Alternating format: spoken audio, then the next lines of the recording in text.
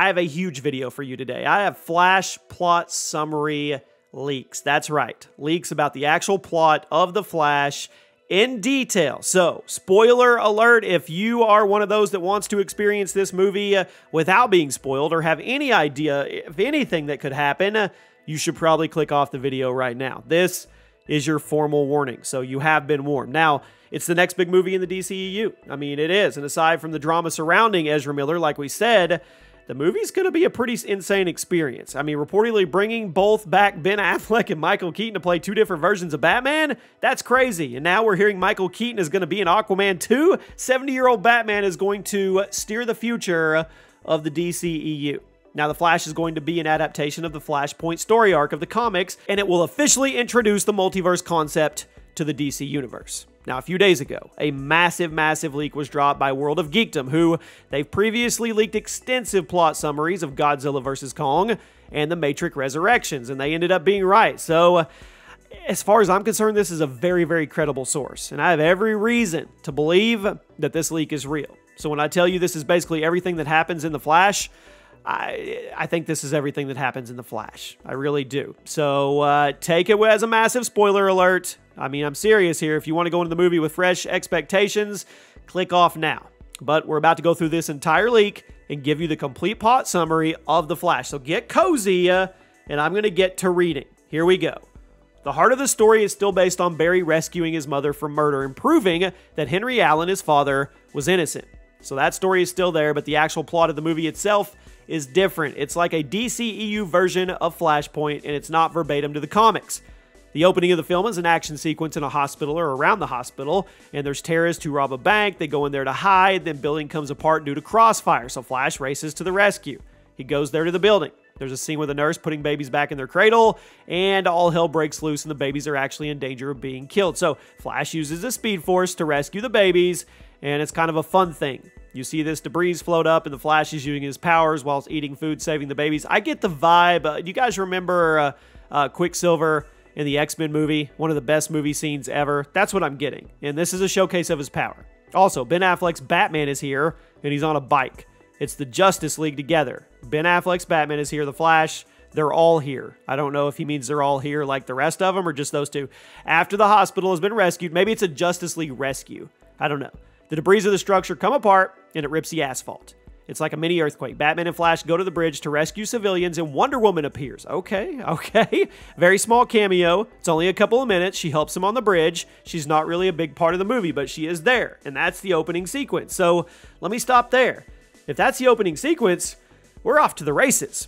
I'm happy so far. All right. We then go to Barry Allen at the courthouse with his father and Iris, and he's sad because his dad's going back to prison like his dad, okay? They're trying to find a way to get his dad out, but he's still in, and he's innocent, and wishes he could somehow fix everything. He notices there's a Mercedes-Benz following him when he leaves this whole thing, and out of the Mercedes-Benz, it's Bruce Wayne, played by Ben Affleck. They have a conversation. Bruce understands that because his parents were also killed when he was younger, he can't bring them back, but he can preserve their memory. So Flash addresses going back in time like he did in Zack Snyder's Justice League. The scene could change before the final cut, it says, but they directly reference the Snyder cut when he reversed time. That's a huge payoff. Fans are going to absolutely love that, and I'm already loving how much Batfleck we're getting in here.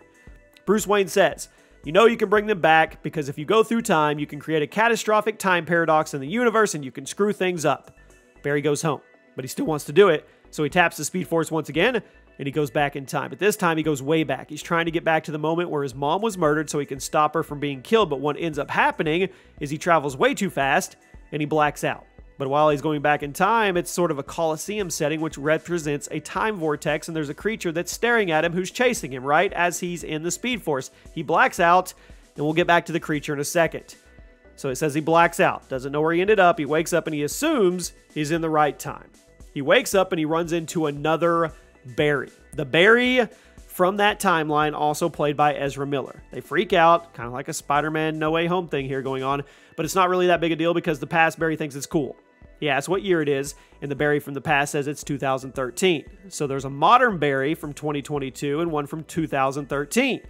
Barry realized this was the year he got his powers, so he freaks out, but he realizes that 2013 Barry Allen doesn't have his powers yet, so 2013 Barry hides him. They have an emotional moment where they go to his house. He sees his mom cooking. He's about to touch her, but the doppelganger stops him because he wants to see his mother again. So 2022 Barry tells 2013 Barry that Bruce Wayne told them to be careful with time paradoxes. Instead, he wants to teach younger Barry how to use the Speed Force so that way he can stop the murder from happening because he doesn't want to mess up the timeline. So our Barry realized he's never going to go to the lab to get struck by lightning now. So he takes Barry from 2013 to the lab and positions him in the exact same place. So he's guaranteed to get the Flash powers. Whew! Okay. So they go to the lab. It's thundering outside. He puts him in the right place. But what happens is our Barry, the present Barry, is standing in the way of younger Barry. So when the lightning strikes, they both get struck. What ends up happening is modern Barry loses his powers while younger Barry gets the power, and now younger Barry is the Flash. They go back to his house. They discuss this because he has to get his powers back to go home, and he messed up. This is Spider-Man No Way Home all day. Modern Barry wants to go find the Justice League, but 2013 Barry doesn't even know what that is because they didn't form until after that, and it's played up for jokes because the Justice League does not exist. Barry discusses the issues with Superman, the government, because they're like, oh, I want to go see Superman, but he's got an issue with the government. But he doesn't know who Wonder Woman is and only heard of Aquaman via rumor. So the only one they know about is, once again, Bruce Wayne because he's relatively famous. And they had this training montage where he teaches young Barry how to go fast and tap into the Speed Force. And then they get some Flash suits, which includes a ring that carries a suit. We actually see that in the movie. Okay, let's stop there for a second. How are you guys feeling so far? We've still got a long way to go. I told you this is the complete movie plot, and if it ends up being true, wow. Okay. If people were worried about how they were going to do the next part coming up, it's cleverly done. They go find Bruce Wayne, both of them, only now the Ben Affleck Batman, let's see here, because that's, okay. They go find Bruce Wayne. Both of them only know of the Ben Affleck Batman because that's the Batman of their universe. But when they go to Wayne Manor, it's not the same Wayne Manor. This is the mansion from the Tim Burton Batman movies, not the one in the DCU. They're looking for Bruce. They see an old man cooking spaghetti. He's got a big gray beard, crazy hair, and yes, it's Michael Keaton. They get into a scuffle where it's Bruce Wayne with kitchen instruments versus two Barrys, and Keaton says, "You want to get nuts?" from Batman 1989. This is gonna be good. Everything calms down. Barry tries to explain to Michael Keaton's Batman Bruce Wayne what is going on, and Michael Keaton seems to be pretty well versed about the multiple universe and how travel can mess up universe and create alternate branching realities. I mean, Bruce Wayne's smart, right? Sort of like in the MCU, like the scene where Endgame where the Hulk is talking to the Ancient One, and he kind of knows what's going on. They realize that this day in 2013 is the exact same day when Zod invades in Man of Steel. That's how Michael Shannon is in the film. So we're going to go get more of that here in a minute. They want to go rescue Superman before the military hands him over to Zod in the desert because remember, Barry already knows what happens. And he thinks he might need Superman to help him get back to his time to get his powers back. So Michael Keaton's hesitant because he's lost a lot of people in his life. He's all scarred up. He's a beat up old Batman. Bruce tells him, find your way out. He doesn't want to help him. So both Barrys find the Batcave on accident, and they have the classic Tim Burton Batmobile, the same one from Batman 89 and Batman Returns. Literally the same car. Our Barry calls out the younger Barry for goofing off too much or wanting to be more serious and mature because later on down the road, people need help. So our Barry even realizes he has to mature. They have a talk, and they go on. Then you hear a bunch of loud noises, you turn over, and once again, it's Michael Keaton as Batman. He decides to help. So Batman returns, no pun intended.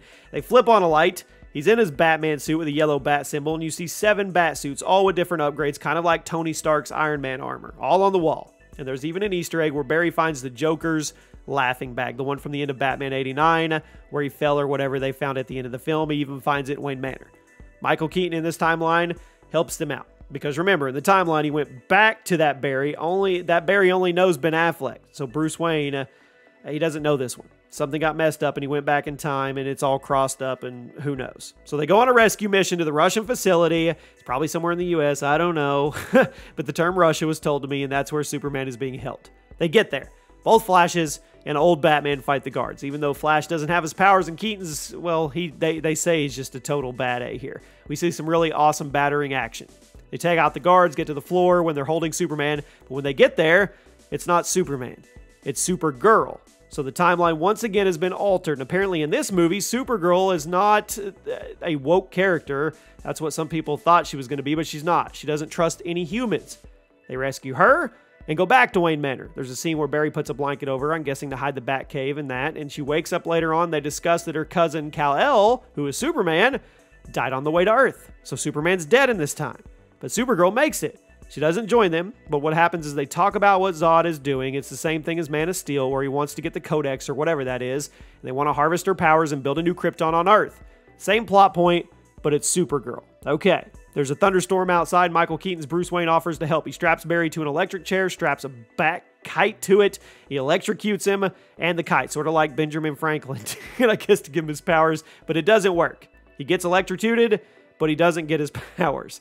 So what sucks, from what I was told, is that Ezra Miller, despite all the controversy they're in right now, is really good in this film. It's a really good performance, but that might not mean anything because of what's going on in the real world. So 2013's Barry gets frustrated, desperate. Supergirl comes in with her outfit. She picks up Barry, takes him to the sky, and lightning strikes him and knocks him to the ground. That scene in the Fandom teaser where you see the scorched hand in the Batcave and you see the regular hand, that's younger Barry touching our Barry after being struck by lightning. He gets his powers back.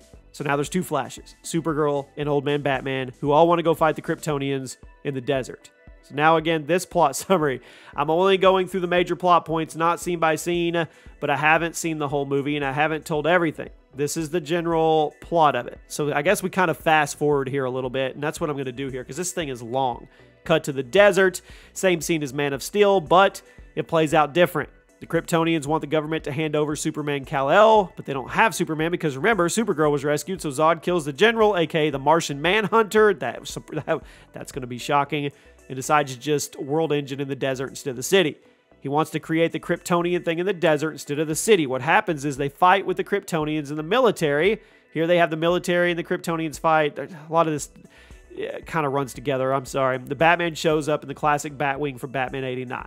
So basically you got Supergirl, the Flashes, and Batman, and they're fighting all the Kryptonians is what I'm getting at. I'm kind of ad-libbing now. And then it says, now I want to go back for a minute and tell you about a scene that happens in the middle of the film. It's very important. There's a reason why I'm saving it. In the middle of the movie, Barry from the present goes back in time, tries to figure out how to save his mom and prevent her from being killed. He realized she was making dinner when she got killed, and she brought a can of tomato sauce at the convenience store. So what he does, he goes to the convenience store, removes all the tomato sauce cans. She has to go back to the store, go to a different store to prevent her from dying. He realizes that doing that altered time. When he says goodbye to the Flash, he goes to the convenience store. They took the tomato sauce off the shelf. He realizes he has to put it back. That's very sad. He says it's a very emotional scene, and yeah. So he goes back to the Speed Force, going back to the future. We see the Coliseum Vortex again. Then we see that creature again, and you realize that the creature is actually Flash from the future. If he had gone through with the plan of preventing his mom's death, so that would have happened, he would have caused a cataclysm crisis, and I guess maybe that Flash would have took him out. I don't know. He goes back to the normal timeline, and the next scene is them at the courthouse. Henry Allen's case is reopened. There's new evidence that may prove he's innocent. So you think we get a happy ending. We're almost at the end here. Get ready. Then the same Mercedes-Benz from the beginning pulls up with Batfleck. The door opens. It's Michael Keaton, not Ben Affleck, stepping out of the Mercedes-Benz, and then Supergirl shows up too. Barry's confused. He's like, wait a minute, how are you here? I chose to put the tomato can back. My mom died. How are you here? And they're like, well, maybe you can tell us. And this is where the movie ends. But there is a post-credit scene that's pretty important depending on where they go with this. Get ready, spoiler alert. The post-credit scene starts with Barry helping out a drunk Aquaman at a bar. Jason Momoa does have a cameo here, and then Barry's like, wait here. He's all messed up or whatever, so he goes home, turns on his computer, and goes to the fridge to get milk, and then there's a distress call on his computer monitor. He goes to it, and it's Batfleck in the bat suit. And he's like, Barry, you got to help me. You changed the timeline. You got to rescue me. And it's implied that Batfleck is in another universe and can somehow talk to him, but that's not stated, and that's where it ends. So Ben Affleck's Batman does exist somewhere, and Barry is going to have to go save him. There you have it. Take it with a grain of salt, but, I mean, it makes a lot of sense to me, and if it ends up being true, The Flash is probably going to be a really good movie, and it's going to suck if Ezra Miller and all the real-world stuff keeps it from moving on, especially with these post-credit scenes, and they're connecting Batfleck back in, and they are tying all this to set up for future stuff. Man, they just can't get out of their own way. Let me know what you guys think, and I'll see you soon.